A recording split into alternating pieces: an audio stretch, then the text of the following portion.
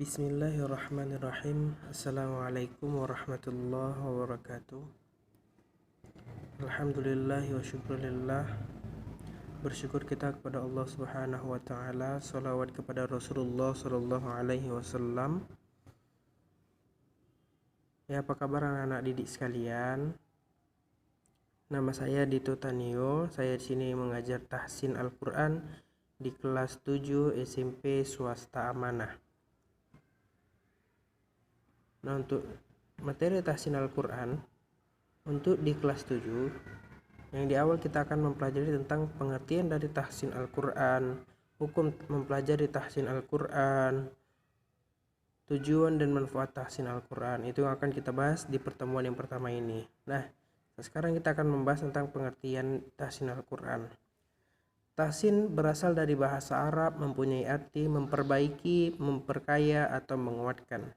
Tahsin Quran juga dapat diartikan sebagai penyempurnaan hal-hal yang berkaitan dengan kesempurnaan lafaz, pengucapan huruf-huruf Al-Quran, dan penyempurnaan dalam mengucapkan hukum hubungan di antara huruf dengan huruf. Huruf dengan huruf yang lain seperti ikhfa, izhar, idgham, dan yang lain sebagainya. Itulah pengertian dari tahsin Al-Quran.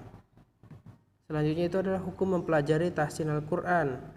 Sebagian ulama mengatakan bahwasannya hukum mempelajari ilmu tajwid ataupun tahsin adalah wajib bagi setiap umat Islam, karena ilmu tajwid ataupun tahsin membantu seseorang dalam membaca Al-Quran.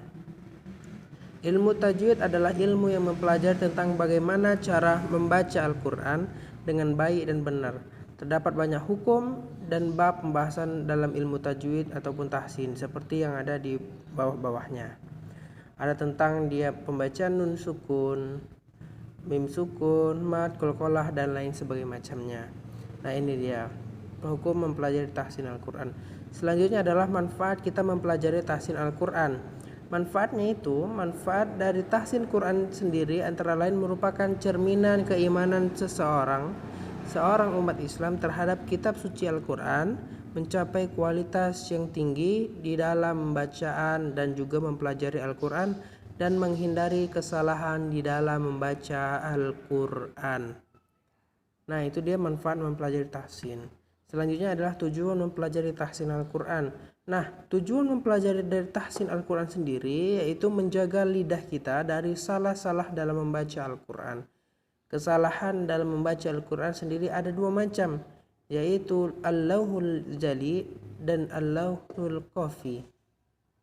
Nah, selanjutnya itu ada tugas. Nah, itu tadi dia tentang apa sih pengertian dari tahsin Al-Quran, apa hukum mempelajari tahsin Al-Quran, apa tujuan dan manfaat dari mempelajari tahsin Al-Quran.